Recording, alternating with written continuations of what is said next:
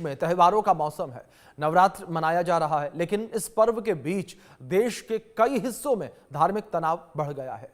कानपुर से शुरू हुई आई लव मोहम्मद मुहिम की चिंगारी ने कुछ जगहों पर हिंसा का रूप ले लिया। बरेली में तो भारी बवाल मचा दिया गया, दो समुदाय आमने सामने आ गए और अब तो आई लव मोहम्मद के जवाब में आई लव महादेव और आई लव महाकाल जैसे पोस्टर देखने को मिल रहे हैं। इस बवाल में एंट्री हुई है सियासत की भी। बयानों का दौर शुरू हो गया है। सवाल यहां पर यह उठता है कि आखिर त्योहार के मौके पर धार्मिक टूलकिट का तार कहां तक जुड़ा है। इन सवालों के साथ आगे हम चर्चा करेंगे, लेकिन सबसे पहले आप देखिए ये रिपोर्ट।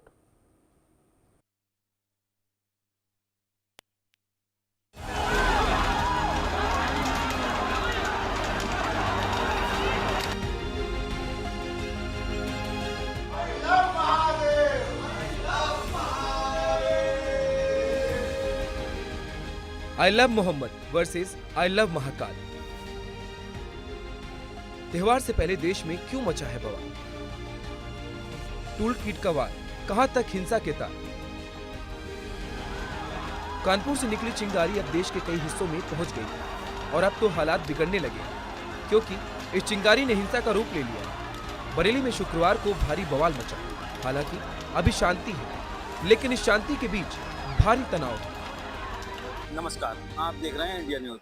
इस वक्त हम खड़े हैं बरेली के जो कोतवाली चौराहा बोलते हैं, इसको नवल्टी चौराहा भी बोलते हैं। यहाँ पर खड़े हैं, आप तस्वीरों में साफ तौर से देख सकते हैं पीछे जो यहाँ का माहौल है। यहाँ पर जो पुलिस फोर्स भी तैनात है, तस्वीरों में पीछे देख सकते हैं आप। और यहाँ पर जो आवागमन है वो शांत पूर्वक जो है यहाँ पर चल रहा है। यहाँ पर कोई बाधा विघ्न नहीं है। लेकिन जो कल यहाँ पर जो नमाज के बाद में यहाँ पर हिंसा भड़की थी, उसके बाद में यहाँ पर जो यहाँ के मौलाना हैं तौकीर रजा, उन्होंने जो बताया जा रहा है कि उनके कहने पर यहाँ पर जो पब्लिक थी, जो नमाजी थे, वो यहाँ पर भड़के थे। उन्होंने आई लव मोहम्मद के यहाँ पर जो है पोस्टर लहराए थे। उसके बाद यहाँ पर माहौल बहुत गर्मा गया था। उसके बाद यहाँ जो फोर्स है, पुलिस फोर्स है, उन्होंने लगातार जब लाठी चार्ज की, उसके बाद भीड़ नियंत्रण में आई।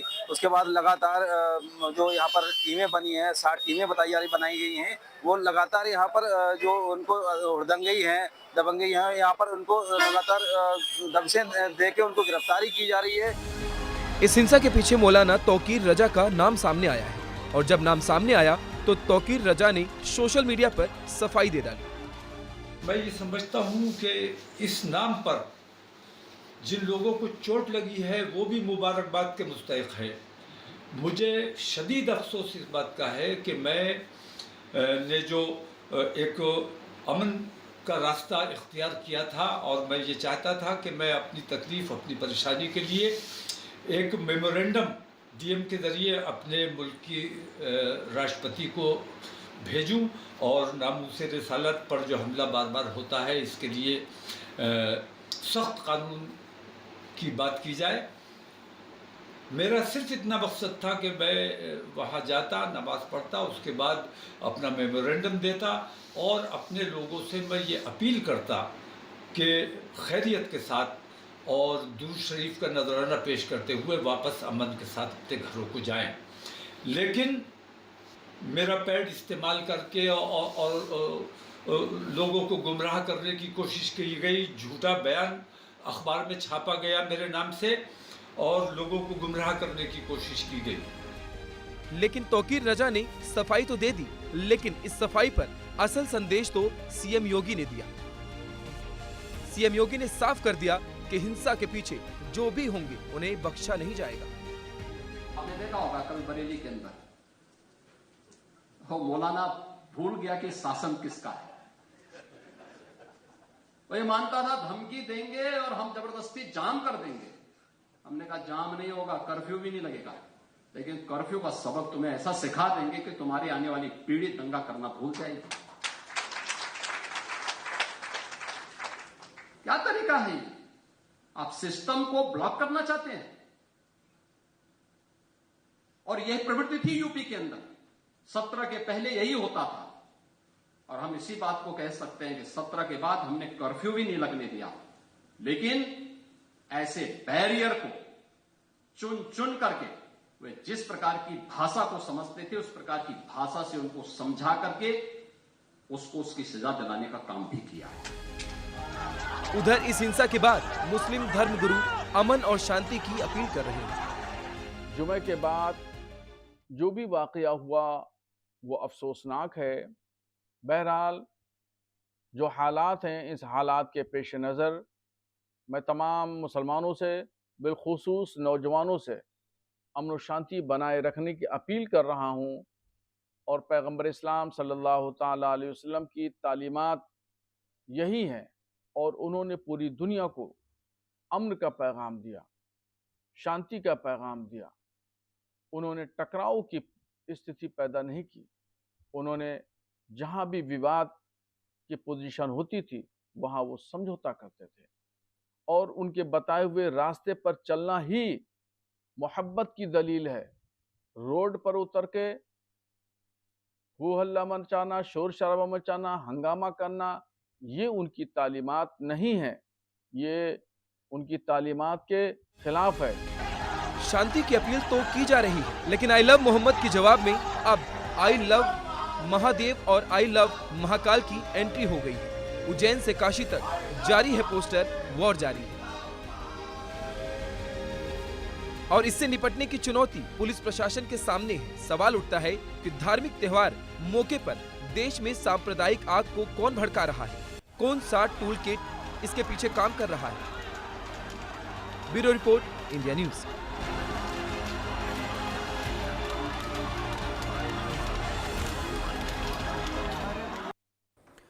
आपने खास रिपोर्ट देखी और इसी रिपोर्ट को लेकर, इसी विषय को लेकर हमने कुछ सर्वे किया। इस सर्वे के आंकड़े क्या कुछ निकलकर सामने आए, ये सर्वे किस तरीके से था वो अब आपको बताते हैं। हमने अपने सर्वे में सबसे पहला सवाल पूछा कि देश में धार्मिक त्योहारों के मौके पर बढ़ते सांप्रदायिक हिंसा और तनाव के पीछे आखिर है कौन, ये सवाल। और इसके कुछ इस तरीके से आंकड़े निकलकर सामने आए हैं कि असामाजिक तत्व, ये 35% लोगों का मानना, सियासी दल 27% लोगों का मानना, धार्मिक संगठनों को जिम्मेदार बताया है 24% लोगों ने, अन्य या फिर कुछ कहा नहीं जा सकता ये 14% लोग कहते नजर आए, यानी कि कंफ्यूज 14% लोग नजर आए इस विषय पर। और अब सर्वे में हमने दूसरा सवाल भी पूछा। सर्वे में हमने दूसरे सवाल में यह पूछा कि बरेली बवाल का असली जिम्मेदार कौन है। इसमें तौकीर रजा का नाम 46% लोग लेते हुए नजर आए हैं। प्रशासन की जिम्मेदारी 23% लोगों ने मानी है। अन्य 11% लोग और 20% लोगों ने कहा कि इस विषय पर कुछ कहा नहीं जा सकता, यानी कि कुछ कंफ्यूज ये लोग नजर आए हैं। अब सर्वे के तीसरे सवाल को लेकर बात करें तो सर्वे में तीसरा सवाल था कि क्या धार्मिक हिंसा को भड़काने वाले तत्व के खिलाफ शासन प्रशासन से की कार्रवाई से आप संतुष्ट हैं? तो ये आंकड़े बड़े हैरान करने वाले हैं। 74% लोग कहते नजर आए कि हाँ, हम शासन प्रशासन की कार्रवाई से संतुष्ट हैं। 20% लोगों ने कहा कि नहीं है। 6% लोगों ने कहा कि इस विषय पर कुछ कहा नहीं जा सकता है। पर एक बड़ा तमगा ऐसा है, एक बड़ा वर्ग ऐसा है जो शासन और प्रशासन की कार्रवाई से पूरी तरीके से सहमत है, संतुष्ट है। इसी विषय पर हम बातचीत भी करेंगे, कुछ खास मेहमान भी हमारे साथ जुड़ेंगे, उनसे हम इस चर्चा को आगे बढ़ाएंगे, इस विषय पर बातचीत करेंगे। और हमारे साथ इस बीच सबसे पहले इस्लामिक स्कॉलर मेहताब उस्मानी जी जुड़े हैं। मेहताब जी, बहुत स्वागत सबसे पहले तो आपका इंडिया न्यूज पर। मेहताब जी, मेरा पहला सवाल यहां पर यही है कि जिस तरीके से ये आग की जो चिंगारी है वो कानपुर से निकली थी, क्या आखिर वैसी वजह रही कि केवल पोस्टर हटाने को लेकर इतना विवाद, इतना गुस्सा? क्या आपको लगता है कि ये ठीक है? देखिए, ये चिंगारी जो आप कह रहे हैं ना, एक चिंगारी और इतनी बड़ा बवाल हो गया जिससे, ये प्रशासन की कमी थी जी। प्रशासन कहीं ना कहीं सरकार के दबाव में आके, अभी मैंने देखा बरेली में कितनी बुरी तरीके से लोगों को मार रहे, किसी का हाथ तोड़ दिया, किसी का पैर तोड़ दिया, किसी का सर फोड़ दिया। अरे भाई, आप पुलिस वाले हो, आप इतने कठोर हो कैसे सकते हो? आप इंसान को इंसान नहीं समझ रहे, सिर्फ धर्म के आधार पे के मुस्लिम है मार दो साहब जी। आप मुझे ये बताइए कि किसी भी प्रदर्शन के लिए इतनी बुरी तरीके से लाठीचार्ज कोई करता है? अगर वो किसी मैदान में जाने के लिए कह रहे थे, प्रशासन को होना चाहिए था कि भाई आप चले जाइए शांतिपूर्वक, वहां आप करते हैं प्रदर्शन तो कर लीजिए, लेकिन नहीं, इतनी बुरी तरीके से दौड़ा के लोगों को मार रहे हैं, बच्चों को, बूढ़ों को, जवान को बुरी तरीके से मार रहे हैं। आखिर क्या है?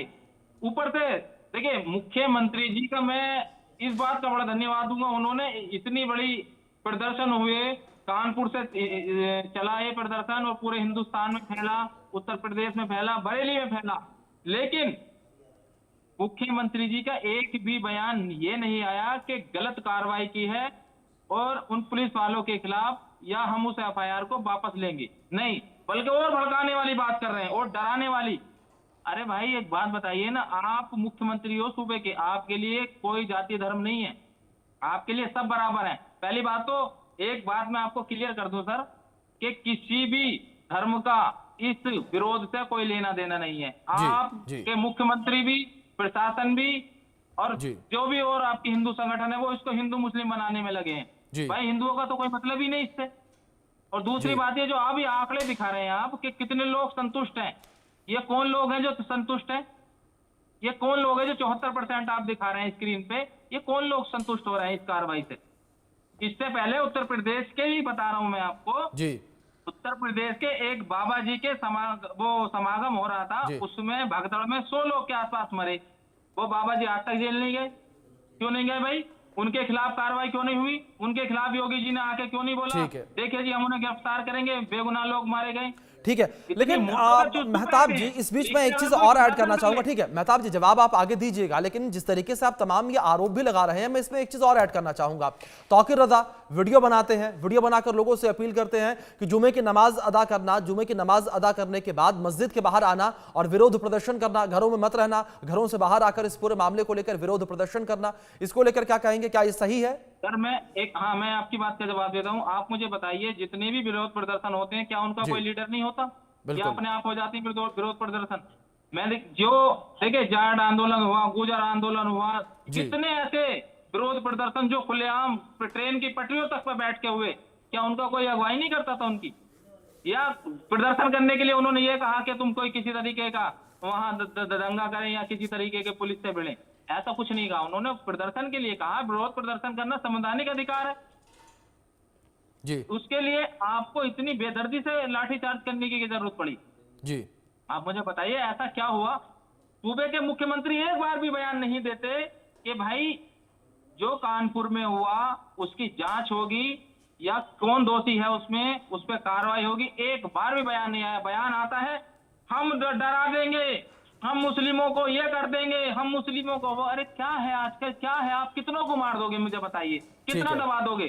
ठीक है मेहताब जी, लेकिन आपने जिस तरीके से जाट आंदोलन का जिक्र किया, आपने किसान आंदोलन का जिक्र किया, इसमें मैं एक चीज ऐड कर दूं। अगर आपने जाट आंदोलन का जिक्र किया तो जाट आंदोलन हवा सिंह सांगवान, ये जाट थे, जाटों के नेता थे, किसान भी थे, उनके नेतृत्व में हुआ था।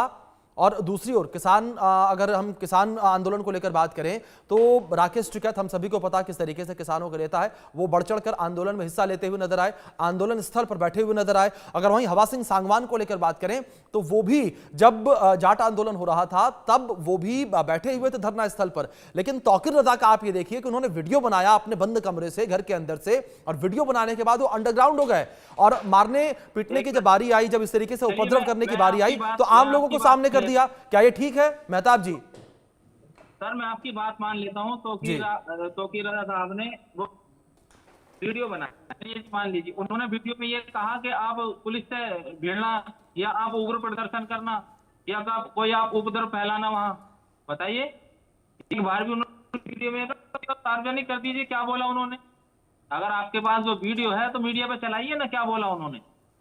अलग अलग 5 थानों में एफआईआर कर लेते हो आप, तो आप किस आधार पे 5 थानों में? अरे एक जुर्म की एक सजा करो ना, ये आप 50 थानों में जाके हिंदू। देखिए सबसे मजे की बात इसमें यह है कि हिंदूवादी संगठन उठ के आ रहे हैं, ऐसे ऐसे बाबा कह रहे हैं हाँ जी ये गलत हुआ, ऐसा नहीं होना चाहिए। आप कौन हो भाई? आप कौन हो? आपके ऊपर एफआईआर थोड़ी हुई, जिसके दर्द हुआ है वही तो बोलेगा ना। तो वो प्रदर्शन करते हैं तो मारपीट करते हैं। आखिर आप ये बताइए कि विरोध करने के लिए जी, ये बताइए आप जी। ठीक है मेहताब जी आप मेरे साथ बने रहिए। इस बीच कुछ इंफॉर्मेशंस हैं वो अपने दर्शकों तक हम पहुंचा दें जो इस बीच निकलकर सामने आ रही है। और इन तस्वीरों में भी आप देख सकते हैं कि किस तरीके की स्थिति जो है मौके पर देखने को मिली। लेकिन इस बीच हमने कुछ और सर्वे भी किए थे, जिस तरीके से 3 सर्वे की रिपोर्ट जो है वो हमने आपको बताई और दिखाई, और अब हम आपको कुछ और सर्वे जो हैं उसके आंकड़े दिखाएंगे कि किस तरीके से सर्वे निकलकर सामने आए, हमने सर्वे में क्या सवाल पूछा था और इस सर्वे के क्या कुछ आंकड़े जो है वो निकलकर सामने आए हैं। तो लगातार इस मुद्दे को लेकर लोगों की प्रतिक्रियाएं निकलकर सामने आ रही हैं और इंडिया न्यूज़ जो है वो लगातार इस पूरे मामले को बताता नजर आ रहा है। और इसी वजह से इंडिया न्यूज़ ने सर्वे भी इस विषय को लेकर किया, ताकि जो देश की जनता है उसके सामने ये चीजें निकलकर सामने आए कि किस तरीके से यहां पर ये पूरा का पूरा सर्वे किया गया है, किस तरीके से इस सर्वे के आंकड़े निकलकर सामने आए हैं। और अब हम बात करेंगे अपने सर्वे के चौथे सवाल के बारे में, और हमने अपने सर्वे में चौथा सवाल पूछा कि क्या चुनाव से ठीक पहले बढ़ते धार्मिक हिंसा के ट्रेंड को आप देख सकते हैं। ये हमारे सर्वे का चौथा सवाल था और इस सवाल के जो आंकड़े निकलकर सामने आए हैं वो आंकड़े भी हैरान करने वाले हैं। यहां पर मुख्य मुद्दों से भटकाने की कोशिश ये हमने पूछा, सियासी रुख को बदलने की कोशिश पूछा, अन्य और कह नहीं सकते ये हमने पूछा था। इसके आंकड़े कुछ इस तरीके से निकलकर सामने आए। मुख्य मुद्दों को भटकाने की कोशिश ये 65% लोगों ने मांगा और सियासी रुख को बदलने की कोशिश 22% लोगों ने माना। अन्य को लेकर बात करें 4% लोग मानते नजर आए। कुछ कह नहीं सकते ये 9% लोगों ने माना है। तो 65% लोगों का मानना कि मुख्य मुद्दों से भटकाने की कोशिश, यानी कि जो एक बड़ा यहां पर कह सकते हैं कि तबका है, जो एक बड़ा वर्ग है, वो ये कहता है कि मुख्य मुद्दों से भटकाने की कोशिश यहां पर की जा रही है। 65% यह आंकड़ा आप देखिए किस तरीके से एक बड़ा आंकड़ा है ये, जिसमें लोगों ने माना कि मुख्य मुद्दों से भटकाने की कोशिश है। और इस सवाल था कि चुनाव से ठीक पहले बढ़ते धार्मिक हिंसा के ट्रेंड को आप कैसे देखते हैं। तो ये उसके आंकड़े हैं, आप स्क्रीन पर देख सकते हैं किस तरीके से ये आंकड़े निकलकर सामने आए हैं। तो चुनाव से ठीक पहले धार्मिक हिंसा के ट्रेंड को लेकर ये बात जिस तरीके से सामने आई। और अब बात करेंगे हम अपने सर्वे में पूछे गए सवाल नंबर 5 की। देश में बढ़ते धार्मिक हिंसा की फंडिंग कौन कर रहा है? ये एक बड़ा सवाल है और इस सवाल पे काफी ज्यादा चर्चा होती नजर आ रही है। हर कोई जानना चाहता है कि आखिर कौन फंडिंग कर रहा है। इसके अब आंकड़े कुछ इस तरीके से हैं। विदेशी ताकत 24% लोगों ने माना है ये। धार्मिक संगठन या एनजीओ 33% लोगों ने माना। अन्य 21%। कुछ लोग कंफ्यूज नजर आए, यानी कि 22% लोगों ने कहा कि इस विषय पर कुछ कहा नहीं जा सकता है। तो धार्मिक संगठन, एनजीओ और विदेशी ताकत, ये वो 2 पॉइंट हैं जो गौर करने वाले आंकड़े हैं। यानी कि विदेशी ताकतें लगातार भारत को अस्थिर करने में लगी हुई हैं, भारत के अंदर अशांति जो है वो लगातार लाने में लगी हुई हैं। तो ये जो आंकड़े हैं, ये आंकड़े बड़े हैरान करने वाले भी हैं जिस तरीके से निकलकर सामने आ रहे हैं। बरेली में 4 जगह पर पथराव हुआ है, इसके हम मैप आपको दिखा रहे हैं। इस मैप पे आप देख सकते हैं किस तरीके से बरेली में 4 जगहों पर पथराव हुआ। प्रेमनगर पुलिस स्टेशन जहां पर पथराव हुआ, यहां पर फिर बारादरी पुलिस स्टेशन जहां पर पथराव हुआ, फिर है शाहमतगंज यहां पर भी पथराव हुआ। ये वो जगह है जहां पर बरेली में पथराव हुआ है। इसके बाद है नौमहिल्ला मस्जिद, यहां पर भी पथराव हुआ। इसके बाद लाठीचार्ज हुआ। कोतवाली पुलिस स्टेशन, यहां पर भी पथराव हुआ, लाठीचार्ज हुआ। शाहमतगंज में यहां पर भी पहले पथराव हुआ, फिर जब पुलिस की टीम के ऊपर पथराव हुआ तो पुलिस की टीम ने इसके बाद यहां पर जो है पथराव करने वालों के ऊपर लाठीचार्ज किया। हमारे साथ हमारे खास मेहमान इस्लामिक स्कॉलर मेहताब उस्मानी जी लगातार बने हुए हैं। इस बीच वैदिक स्कॉलर राजपुरोहित मधुर जी जुड़े हैं हमारे साथ। राजपुरोहित जी, जो ये स्थितियां देखने को मिली हैं, इस पर आपका पहला रिएक्शन क्या होगा? आप किस तरीके से देखते हैं? क्या किसी भी धर्म का वो पोस्टर क्यों ना हो, अगर उस पोस्टर को हटाने की बात कही जाए तो उसको लेकर इस तरीके से क्या धार्मिक उन्माद फैलाना चाहिए? क्या इस तरीके से हिंसा होनी चाहिए?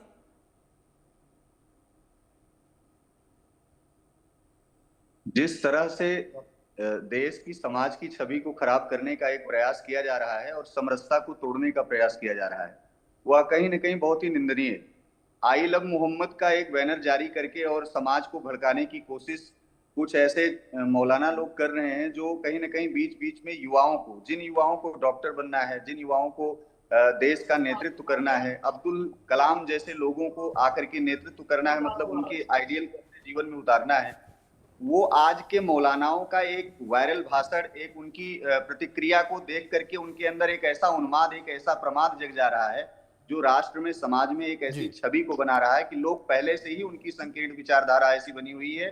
दूसरा, ये लोग भी उसको पनपा रहे हैं। पहली बात, उस पोस्टर को जो जारी किया गया, उस जारी करने की खास वजह क्या थी? अपने इष्ट हैं, अपने आराध्य हैं उन लोगों के, उन्होंने लिखा, उस पर इतने बड़े बवाल को, बवंडर को पालने की जरूरत नहीं थी, इतने बड़े उग्रवाद को जन्म देने की जरूरत नहीं थी। यदा कदा कारण कहीं ऐसा जन्म लेना शुरू भी हुआ तो जिस मौलाना के द्वारा ऐसी प्रतिक्रिया आई, ऐसा भड़काऊ बयान दिया गया, पहली बात तो ये तौकीर रजा और शहाबुद्दीन जैसे ये लोग जो तमाम प्रकार से ये आज के युवा, देश के युवा को, उन मुस्लिम युवाओं को जो भड़काने का काम कर रहे हैं, सरकार इनके ऊपर सख्त से सख्त कदम उठाए और इन्हें खालिस्तानी घोषित कर देना चाहिए। ये भारत का ही अन्न खा रहे हैं और भारत की ही बदनामी करा रहे हैं। भारत के देश के युवाओं का भविष्य यही लोग चौपट कर रहे हैं। एक ऐसा धर्म समुदाय जो राष्ट्र के लिए आगे आकर के राष्ट्र हित में जिन्होंने बलिदान दिया, मुस्लिमों के बहुत सारे ऐसे नाम निकल करके आते हैं जो आज समाज उनको अपना आइडियल मानता है। ऐसे तमाम प्रकार के ऐसे मौलानाओं को आज देश का युवा उनको सुन करके अपने आप में एक ऐसी ज्वलंत स्थिति को बना रहा है जो राष्ट्र के लिए नुकसानदायक छवि है। अब रही बात कि किसी एक धर्म को टारगेट करके ऐसे कार्य को, ऐसे कृत्य को अंजाम देना, तो यह बहुत ही निंदनीय है। मुझे लगता है देश के युवाओं को जागने की जरूरत है, और जागना इसे नहीं कहते कि तोड़ फोड़ करके आप तमाम प्रकार के उग्रवाद को जन्म दें। आप नेपाल जैसी हिंसा को, उस घटना को आप अपना आइडियल बना करके और जो है उसको यहाँ भारत में अशांति फैलाना चाहते हैं। तो भारत एक ऐसा देश है जहां पर एक ऐसा व्यक्ति और व्यक्तित्व कार्य कर रहा है जो समय रहते हुए तमाम चीजों को हैंडल तो कर ही रहा है, लेकिन वक्त भी उस चीज का जवाब देता है। बिल्कुल राजपुरोहित जी, बिल्कुल ठीक कहा आपने कि वक्त जवाब जरूर देता है, लेकिन इस बीच एक रिएक्शन में मेहताब जी से भी चाहूंगा, छोटा सा, समय बड़ा कम बचा है। मेहताब जी, जिस तरीके से आप इस पूरी कार्रवाई का भी विरोध कर रहे थे जब पहले हम बातचीत कर रहे थे, लेकिन मेहताब जी जिस तरीके से कार्रवाई का विरोध आपने किया, लेकिन क्या अपनी धार्मिक भावनाओं को जताने का, बताने का यह सही तरीका था कि जब पुलिस की टीम आपको रोक रही थी तो उसके ऊपर पथराव कर दिया जाए? देखिए सर, पहले तो मैं इनकी जो हमारे दूसरे पैनलिस्ट इनकी बात का जवाब दे दूं। साहब बड़ी देर से कह रहे थे कि वो मौलाना ने भड़का दिया, इसने भड़का दिया। भाई साहब, पूरा लद्दाख जल गया, किसने भड़का दिया? कौन से मौलाना थे जिन्होंने पूरा लद्दाख जला लिया? कौन से मौलाना थे जिन्होंने पूरा, अभी कौन सा एक स्टेट है उसमें पूरी तरीके से लोग जले, महिलाओं को निवस्त्र करके भगा दौड़ाया? पूरा आपकी सरकार थी, वहां भी लद्दाख में आपकी सरकार थी, वहां कौन से मौलाना थे? बताइए, किस मौलाना ने भड़का दिया? वो आपकी सरकार थी, आपके लोग थे। इस तरीके से मौलानाओं ने अभी कम से कम 34 लड़कियों को बर्बरता से 14 साल की बच्चियों को लेटरिन बाथरूम में बंद करके राजनीति में